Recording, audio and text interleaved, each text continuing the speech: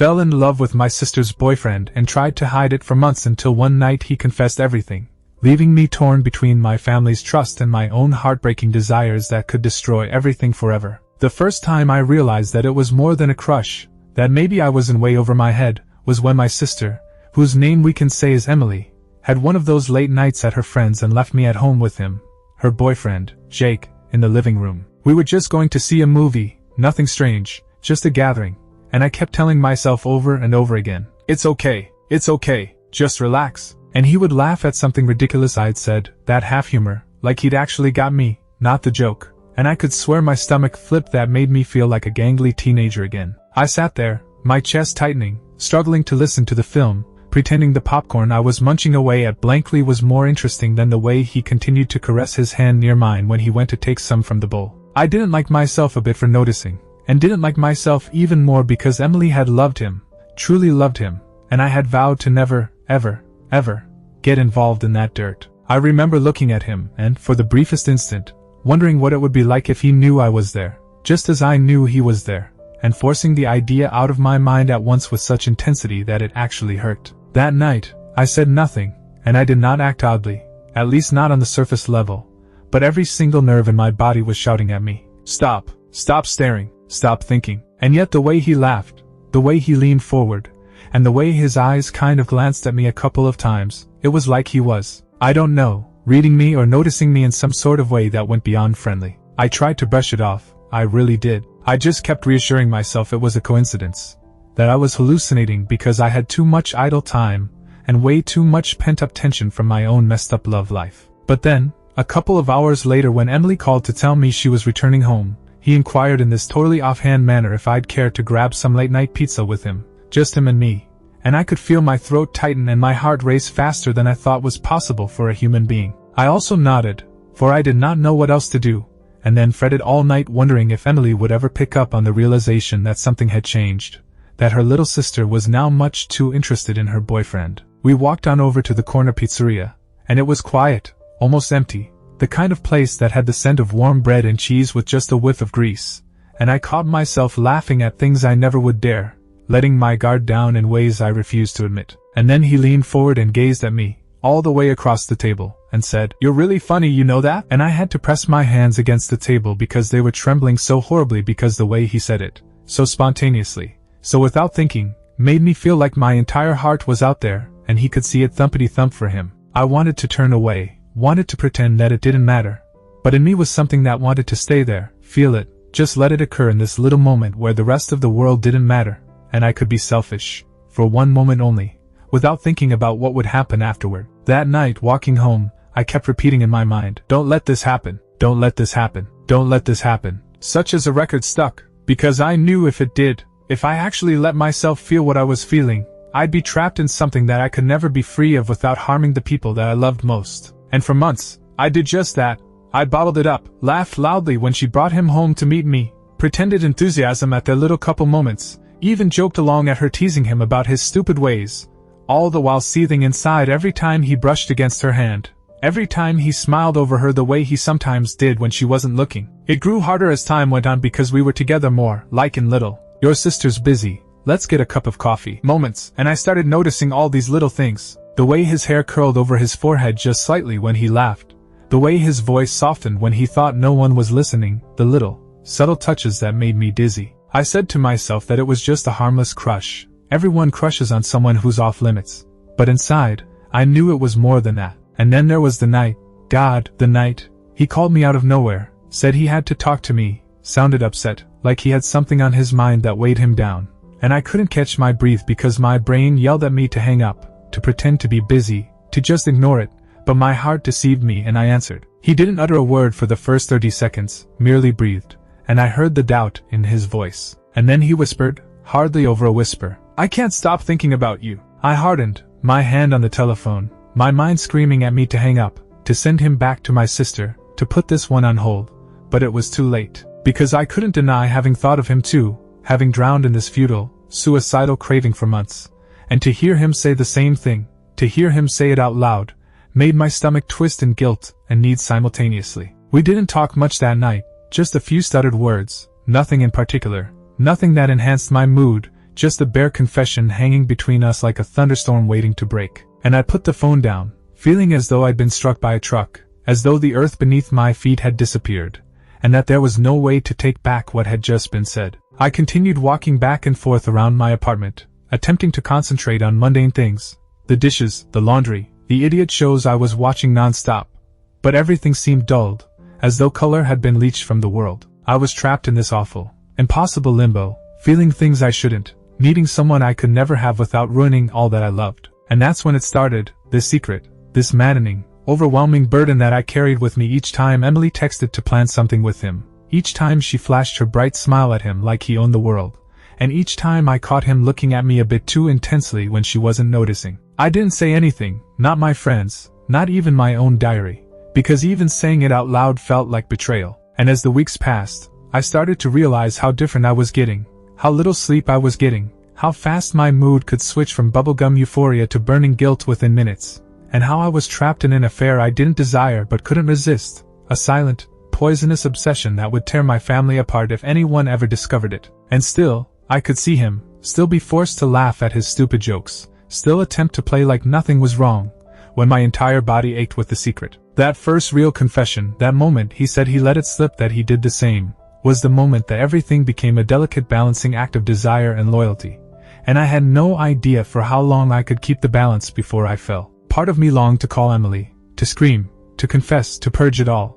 But I knew that would ruin everything, and so I said nothing, pretending, hiding, waiting for a moment that would never come when perhaps somehow this impossible thing could be without breaking everyone. Each day was a delicate balancing act, a series of tiny white lies and untruths, a state of constant vigilance regarding where I was, with whom I was, and what I allowed myself to feel when no eyes were upon me. And it was draining, soul-killing even, for I couldn't speak to anyone, and even the thoughts of him left me feeling like a felon. I was aware the path that I was choosing was dangerous, that with one mistake I could never regain my sister's trust, or possibly end up forever lost in an area that I could never come back from. But on that night, the night he leaned in and told me he couldn't shake me out of his head, it was as if a flame was ignited inside me, a flame I couldn't put out, one that smoldered hotter every single day.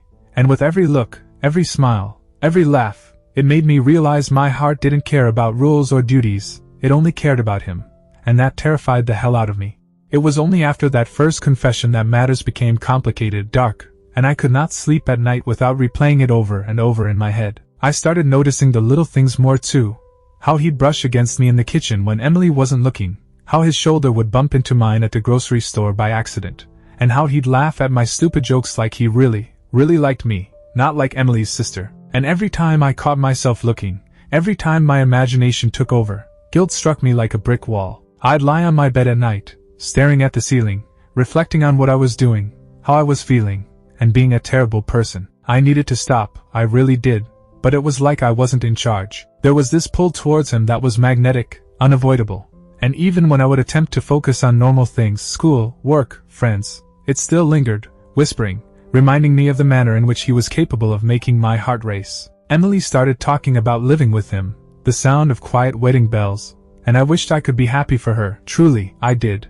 But every word, every thought of them as a couple stabbed me like a knife, twisting because I was certain that I would never be able to do this for her, because as soon as I did, it would all be over. And then the most painful moments, the ones that weren't even about us, but about how much I cared about my sister, and how much I hoped she'd be happy. Seeing her snuggle into him on the couch, laughing when he made her playfully laugh, watching him gently sweep a stray hair out of her face, and knowing in this moment that I was supposed to be happy, supposed to be over the moon for them, but instead I felt something else entirely. This raw pain that I fought so desperately to hide. And the worst part was, he didn't seem to hide it either. I could feel it when he was around, this unseen tension, like we both secretly were acknowledging something we shouldn't be thinking of, like a mutual knowledge between two guilty brains. There were nights he'd call when Emily was gone, just to talk, and we'd tiptoe around the edges, never saying too much, never crossing lines, but the silence between words was louder than anything. And one night, I realized we'd started sending those little, almost irrelevant texts just to reply,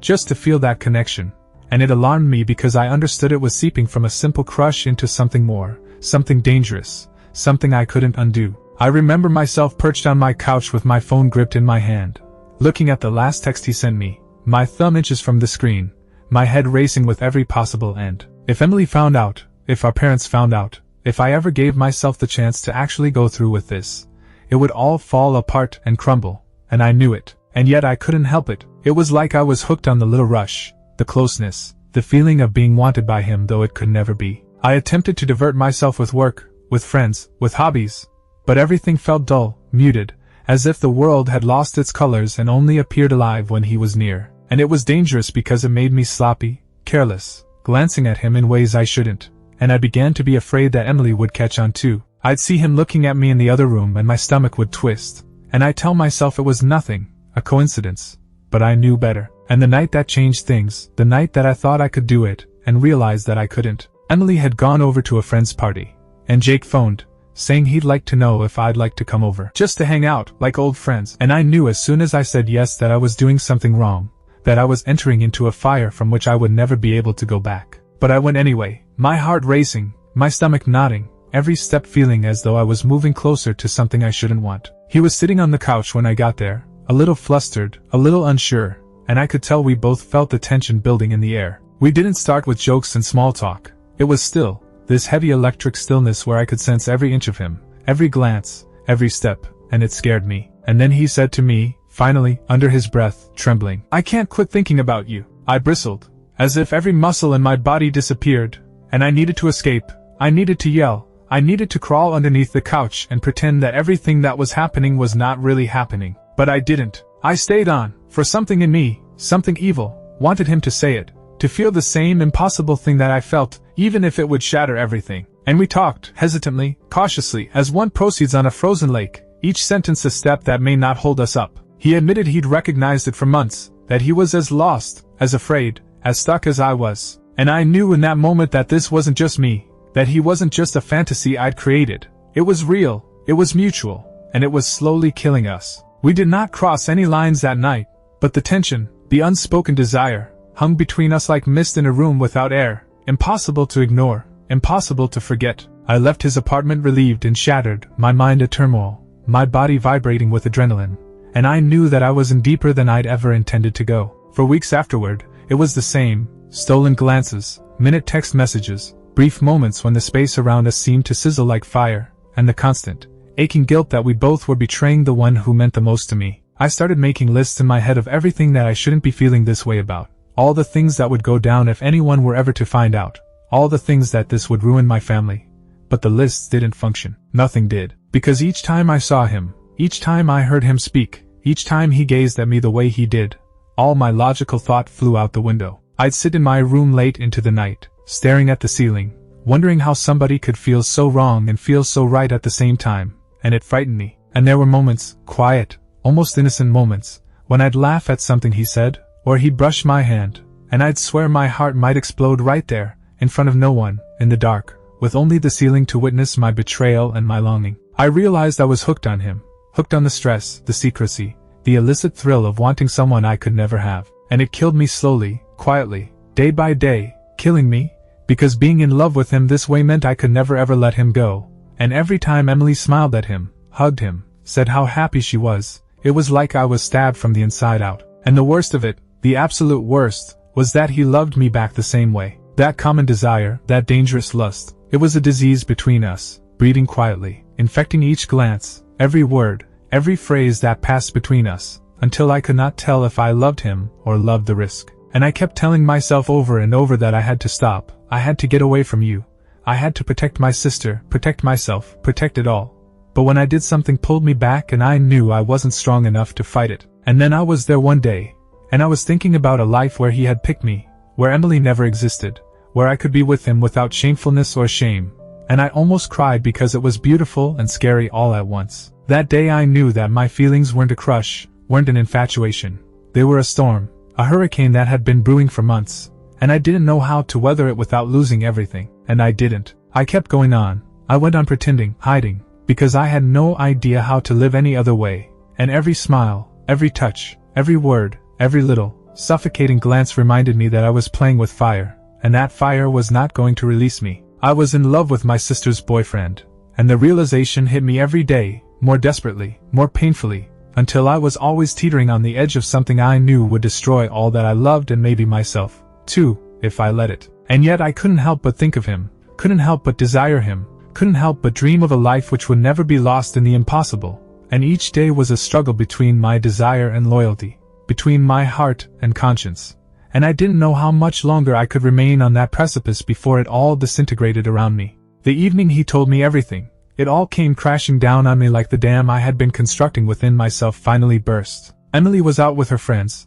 and I was at home, walking around the living room, when he appeared at the door, uninvited. I froze, my stomach twisting into a knot, because half of me wanted to slam the door shut and run away, and the other half, the half that had waited months for this moment, wanted to pull him in and never let him out. And when he came in, I could tell immediately that he was nervous, his hands trembling, the way in which he did not look at me at first, as if he feared to see what was in my face. He then finally looked up and said, "I can't pretend anymore." And I swear on my life that my chest stopped, my entire body stopped, and I felt that I was at the edge of something I could never go back from. I asked him what he meant, my voice barely above a whisper, and he took a shaking breath, and messed his hair, and then he said it, the 3 words that would shatter everything. "I've been in love with you for months. I didn't mean it, I didn't want it, but I can't lie to myself anymore." And in an instant the ground beneath my feet dissolved. I felt a reaction of relief, horror, shame, and something else, something so primal and total it left me dizzy. I was unable to speak, could hardly move, just stared at him, trying to make sense of what I had dreamed about for so long, but also seeing clearly that if we did this, nothing would ever be the same again. He moved closer, hesitated, and breathed softly against my ear, almost pleading. "I don't want to hurt her. I don't want to hurt you, but I can't keep pretending." And I wanted to put my arms around him, wanted to dive into this moment, wanted to forget all the rest and just let this be. But the other half of me, the one that loved my sister more than anything else in the world, screamed, "Stop. This is wrong. This is betrayal." And I saw in that instant that loving him wasn't just about me. It was about the devastation that would cause ripples through everything if we fell. But the pull, the inevitable pull, was too strong. I could feel it in my heart, in my fingers, in every nerve. We sat down, facing opposite sides of the couch, but separated only by a few inches, and somehow it felt as if an opening had appeared between us, one that was filled with wanting and guilt and yearning. And we talked, not out loud, not to start, but in silence and sideways glances, the sort that could never be expressed in words. And then, his fingers slowly closing around mine. I winced initially, shame coursing through me like a shock of electricity, but then I didn't pull back. I couldn't. And with that touch, brief, hesitant, trembling, I got this spill of months' worth of yearning, of furtive stares, of unspoken pain, of every unspoken thing suddenly coming alive together. We didn't cross the line, not quite, but the tension, the magnetic pull, was oppressive, almost too much to bear. And I knew that no matter what we talked, or did, this secret, this forbidden love, was a living thing between us now and was increasing its grip with every second. We talked in fits and starts, hesitantly, each word measured and weighed, lest our emotions run wild, but it was no use. Every glance, every movement, every brush of fingers caused a storm inside me, and I started crying, softly and shamefully, because he loved me and I loved him, and it could not be. I hated myself for it, hated the need that had filled my heart, and hated him too, even as I loved him, because he made me feel alive and destroyed at the same time. And he whispered my name, softly, nearly a question, nearly a prayer, and I wanted to fill the distance, wanted to let go, wanted to ignore caution, but I could not. I could not kill my sister, not this way, not for me, not for us. And yet, the more I fought to pull away, the more my body sabotaged me, responding to him in ways that made me a criminal in my own home. And then he said it, the timbre of his voice low enough that I strained to listen. "I don't want to lose you. I don't want to pretend anymore." And it was like the final padlock on a cage had been blasted off. I wanted to run, wanted to yell, wanted to cry, wanted to remain, wanted everything and nothing simultaneously. But there was no simplicity, no easy choice, only the raw, pulsating, dangerous intelligence that we loved each other, both of us desperate, both of us afraid of what would happen and both of us powerless to do anything about it. We did not speak for a long time afterwards, sat, hands held, the hush oppressive, crowded with things we could not talk, with things we could not say. And I couldn't help but think about Emily, about the look on her face if she knew, about betrayal, about love that I would never be able to have. And it destroyed me in ways I didn't even know I could be destroyed. And then he did something that frightened me more. He crept closer, close enough to smell his breath, close enough to see how his eyes untensed, and he said, "I don't care if it's wrong." I just couldn't help thinking this. And it was as if I had been stood before a mirror and revealed to myself everything I had been thinking, every forbidden thought, every furtive glance, every secret, hidden moment. I was in love with him, yes, but I was in love with the danger, the impossibility, the flames we were playing with, and it frightened me beyond comprehension. And in that moment, I realized that it was too late, that there was no turning back, no pretending it wasn't real, because it was, and it was powerful, and it would destroy everything if we let it happen. And yet the wanting, the ache, the hunger, it was too much. I existed in a haze for the following days, going through life as a ghost, unable to concentrate, unable to act normally, unable to refrain from dwelling on the night, on his words, on the small, volatile sparks between us neither of us could avoid. Whenever Emily called, whenever she asked what plans were, whenever she talked about him, I felt a combination of love for her and misery for myself, a twisted mix that left me shuddering, depleted, desperate. I started taking small mental notes, commands to myself to be strong, to protect her, to do nothing, to keep this secret in a vault, but they were no match for the pull of my own heart, for the way I imagined him looking at me when no one else could see. And then came the day when I realized I had changed so much, how much he had changed me without even knowing it himself. I found myself fantasizing at work, at school, at home, imagining our lives together but not possible, and hating myself for it. I was between two impossibilities, my love for him, and my love for my sister, and there was no right answer, no clear path, only this endless, agonizing limbo. And the more time passed, the worse it was. I started noticing small things about him too, the way he lingered when he could have left, the gentle touches that lasted a little too long, the way his eyes would scan mine when he thought I was not watching. It seemed like both of us knew of the line not spoken that existed between us, knew of the fire,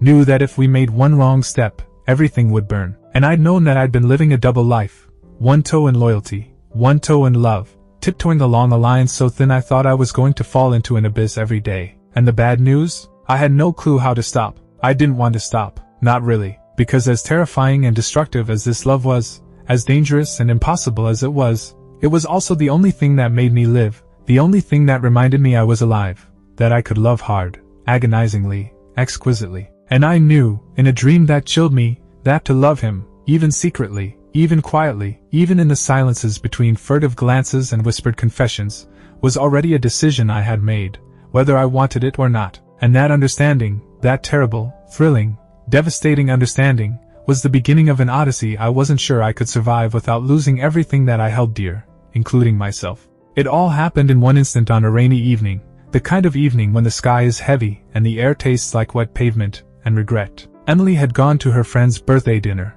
and I was alone, trying to keep myself busy, reminding myself that I could survive a couple of hours without glancing at him. But then he appeared at the door, soaked from the rain, appearing as though he'd also been battling the same turmoil within as I had been. And the moment our eyes met, all pretense, all constraint, all delicately built barriers, crumbled. He didn't say a word, first, simply stood there, gasping, drenched wet hair glued to his forehead, eyes scanning mine like he struggled to come up with how to tell me all of it without saying a thing. And I knew it, this impossible, this intolerable thing between us, stronger than ever. And I knew we could not be separated, tonight, with all the pent-up energy we'd been carrying around for months. We sat together on the couch, both of us in silence, with the rain pounding at the windows, letting the storm outside mirror the storm inside, and for a little time, we didn't speak, just sat, hand to hand, shoulders almost touching, the air thick with unspoken words and unfulfilled craving. And then he did, at last, in that low, trembling voice that always cracked my heart. I don't know how much longer I can do this. I don't know how much longer I can pretend.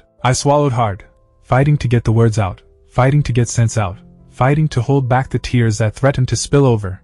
But there were no words. Only this torturous truth. We both loved one another, and it was both killing us from the inside out. And then he leaned forward closer than I thought he could be without crossing that line we had been dancing on for months, and whispered, I want you more than anything, but I don't want to hurt her. And in that moment, everything broke. All the guilt, all the longing, all the desire, all the shame, they all collided within me, and I could see we stood on the precipice of a cliff we would never be able to scale back up. I wanted to tell him it was okay, that I wanted him, that I didn't give a damn for anything but this moment, but my mind screamed, no, think of her, think of your family. And I stayed there, trapped between want and loyalty, heart pounding so hard I thought it would explode. And then he did something I will never ever forget.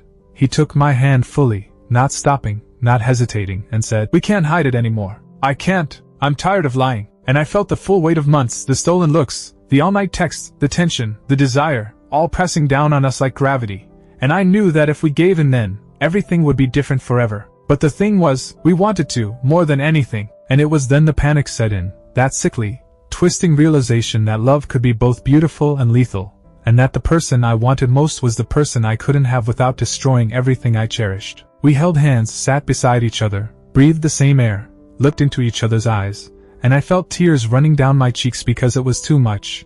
The love, the guilt, the impossibility. He brushed a damp piece of hair out of my face, and I wanted to close the space, wanted to have him closer, but couldn't. Not yet, not without having to make a choice I wasn't ready to make. And that evening, we didn't pass. We simply hugged each other, dry, trembling, feeling the flame between us, feeling that it could ignite at any second, and feeling that we both were on an edge we'd never come back from. I understood then that love wasn't always happy, wasn't always fulfilling. Sometimes love was restraint, was sacrifice, was the maintenance of your humanity even when your very essence was crying out for another thing. And as he finally left, shivering with wetness and filled to the brim with emotions we could not put into words, I sat on the couch, staring at the empty space where he had been, feeling the hurt, the longing, the blame, and the impossible desire all together, and I knew that I had to come to a decision. And the decision, although difficult, was obvious.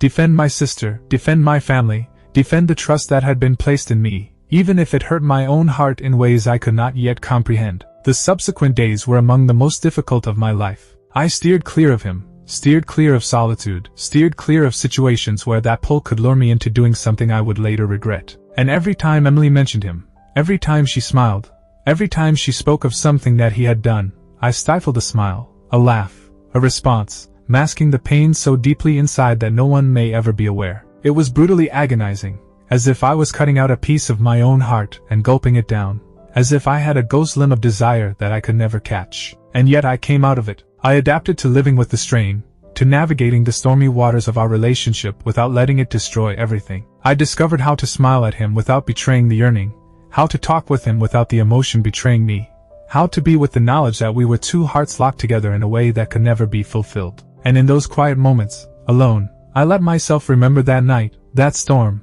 that confession, and I let myself cry, let myself ache, let myself feel the bittersweet mix of love and loss, knowing that it was true, knowing that it was real, knowing that it had forever changed me. And gradually, I learned something profound, that love was never about being together, was never about fulfillment, was never about happiness. Love was at times a matter of bravery. The bravery to stand up, the bravery to restrain, the bravery to act right even when it hurt most. And that night, when he explained it to me, and we both knew just how far it went, I learned the importance of courage the hardest, worst way. I learned that love was beautiful and horrible, that it could lift you up and kill you, and that it could teach you things about yourself that you didn't want to know. And as weeks became months, I existed, I smiled, I loved my sister and respected the boundaries that were required of me, even though it killed a piece of me every day. I let myself imagine what could have been, for an instant, in my own head, but I did not. I permitted myself to remember his words, his confession, the fire between us, and I accepted that some loves existed in the quiet spaces, in the stolen moments, in the recollections that would torment you for all time, but never in the actual world. And in accepting, I was strangely at peace. Not joy, not closure, but a deep, bittersweet realization that loving someone with all your heart and soul did not always mean having them. Sometimes it meant letting them go into another's world, and protecting what you wanted more than yourself. And that's how I lived after that stormy night, with unrequited love that could never be fulfilled, holding the memory of hunger and revelation close to my heart, learning, step by step, torturously, beautifully, what it actually meant to love a person without destroying the world. It was a lesson that I would always keep with me, a wound that never healed, and a truth that would always be mine, that love, at its best and worst peak, could be present even when it would always remain unrealized, and that sometimes the hardest thing to do was to love someone enough to let them go. And there in that still, intimate familiarity, I regained my heart, bruised, shattered, and infinitely wiser.